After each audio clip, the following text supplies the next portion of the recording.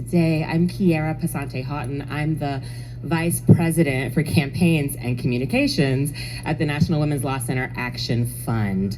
In my role, and as a former, I have to shout out our chair, Virgie Rollins. I'm a former DNC spokesperson. I ran the Black media portfolio for a few cycles, and so I'm seeing a lot of friends and familiar faces in the room this morning.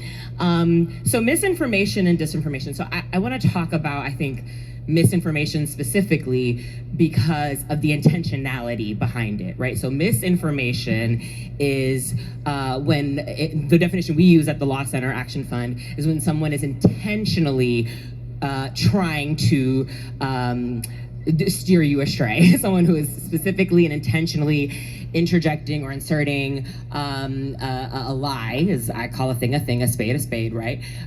Into a conversation, whether that's about a public figure, whether it's about an issue, whether that's about an event that has happened, right? We've seen a lot of misinformation about actual verifiable events that have occurred in our world, in history. And so I think one of the specific things that you will see, one of the bits of misinformation that's going on right now, I can give you an example of, is this lie that Republicans are telling about the vice president's ethnicity and about her heritage, right? I don't think there's a single person on planet Earth who would encounter Kamala Devi Harris and be confused about exactly who she is and who she is. I don't know any room in the world, I know sisters, you understand this, that she could show up and tell anyone that she was not Black. Like, that's just not a thing. And they know that, right? And they've always known that. She's been Black since she was born, and she will be Black her whole life, and she will be Black when she goes on to be with the ancestors, hopefully in a very, very, very, very, very long time from now. And so this thing that they're doing, right, as you've seen on TV, you've seen online, it's even started to infiltrate some of our group chats. I know y'all seen this, right? Your WhatsApps, whatever. But is she Black? Is she really Black? Does she call herself Black? Was she always Black? Or, as we've heard from our convicted felon former president, oh, well, she just became Black. She turned Black recently, right? Which is a lie. So that's, I think, a good example of misinformation that is kind of proliferating throughout this particular cycle. And I'll pass it to my other panelists. I'm gonna go next to Congresswoman Crockett. Yes. And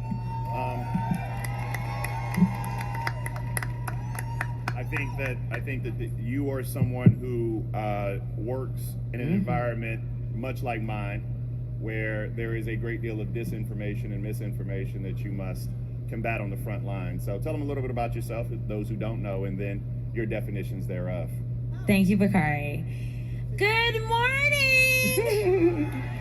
Y'all can do better than that. We're about to elect our first Black woman president. That's right. Good morning. There we go. Listen, now I gotta be on my best behavior so I won't be cussing up here, because this is my pastor right here. Yes, it is. But no, listen, I am so excited to be here specifically with the Black Democrats, and yeah, they got me on the right panel. I did not quite know my schedule. I still don't know my schedule. But living a life in the 118th Congress ain't nothing but lies. I ain't even gonna call it misinformation and disinformation, because they lie. Right. That's what they do. And they intentionally do it, which is why I'm calling it a lie. As y'all know, I serve on or for those of you who don't know, let me back up. Let me not be presumptuous. My name is Jasmine Crockett. I am the freshman congresswoman out of Dallas, Texas. And I currently serve on the Oversight Committee, the Agriculture Committee, and then I was added to the Weaponization Committee.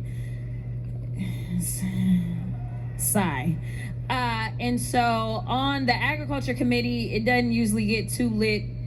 Oversight, it gets popping for a lot of reasons, but most of the time it's because we have what they consider to be the firebrands from the right that serve on that committee. And I just want to take this conversation just a little bit deeper, because I just returned from Taiwan. As we are traveling around the world, we're consistently having conversations with our friends about what is happening with social media and misinformation and disinformation and the interference with our elections with this information. It is a new level of warfare that we are having to contend with. And right now, as I continuously talk about the cult known as Trump world, a lot of what we are experiencing is literally people have been brainwashed with so much misinformation and disinformation. And it goes so deep that we have people that are serving in the United States Congress that are literally taking their cues from people like Putin. So we had an oversight hearing where we laid out various posts that had been made by sitting members of Congress that were nothing more than propaganda that came out of Russia. That is what we're dealing with.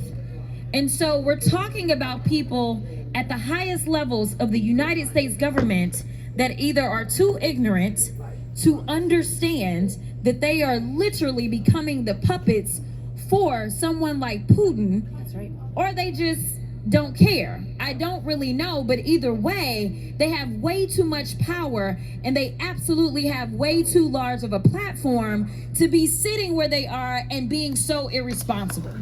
So the one thing that I personally take it upon myself to do is to correct the record in real time. In real time. I shut them down at every chance that I get with the lies that they come up with.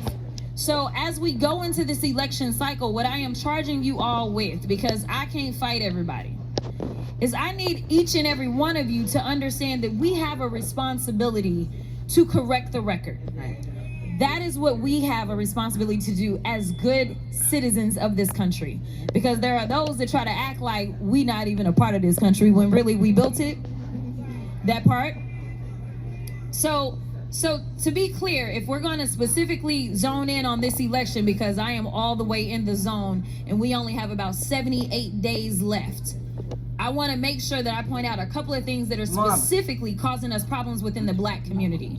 And that is around her record. The earliest polling showed that our vice president was not necessarily hitting Obama's numbers when it came to Black folk. And I think a lot of it has to do with the fact that she's a prosecutor. Or a former prosecutor, let me be clear, because she is currently not prosecuting, because anyway. But nevertheless, we love Fani Willis. Can we show some love for Fani? We love Fani. Fani is our kind of prosecutor, right?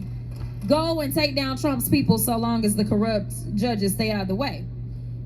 Same thing with Letitia James. Same thing with Alvin Bragg. Same thing with any prosecutor that has had the audacity to say that if an officer kills one of us, I'm gonna show you better than I can tell you that Black Lives Matter. That's right. This is the kind of prosecutor that Kamala Harris was before we even recognized that we needed that kind of prosecutor. So I want people to understand that, number one, there's all this stuff going around how she locked up everybody. Well, first of all, a prosecutor's job is to be a cop. I mean, I'm just saying. And some people gotta go to prison. As a former criminal defense attorney, y'all, I'm just being honest. Some people gotta go to jail. Okay, let's clear that up, all right? But it's about what type of prosecutor. Are we talking about somebody that just because you walk in and you Black, you absolutely about to get buried under the jail? Or is she going to give you a chance? Is she going to recognize your humanity? And that is what she has done. So she started the Back on Track program before we even knew what a progressive prosecutor was. That's right. What this was recognizing that in this world, the real world that we live in, if you end up with the F on your chest, you don't somehow become the most powerful person in the world, but instead you are denied access to housing, you are denied access to education, you are denied access to jobs. She understood that. And so she gave people another chance. That was a diversion program. That's number one. Number two, when it comes down to body cams, we all saw, please tell me you know the name Sonya Massey. Yes. Sonya Massey, the reason that we know that they killed her with no justification is because we had video footage. She was the very first person, the first attorney general in the country to order that her agency, a state agency, wear body cams. So you tell me, if she is our kind of prosecutor,